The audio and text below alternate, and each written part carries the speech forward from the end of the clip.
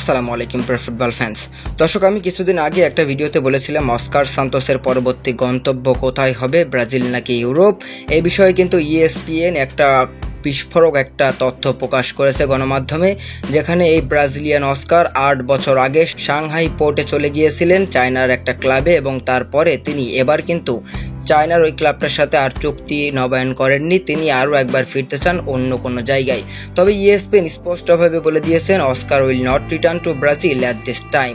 Oscar এখন ব্রাজিলে ফিরতে চাচ্ছে না, যদিও সাও পাওলো নামের একটা ক্লাব তাকে কিন্তু আসলে নেওয়ার জন্য হাই ইন্টারেস্ট দেখিয়েছে, বাট অস্কার কিন্তু এখনই ব্রাজিলে ফিরতে রাজি নয়।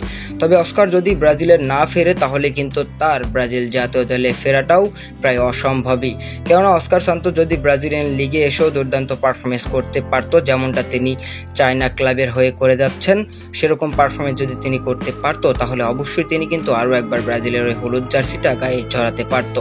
এখন যদি ইউরোপে তিনি দল না পান তাহলে কোন দেশের কোন ক্লাবে আসলে তিনি যাবেন এখনও এটা নিশ্চিত নয়।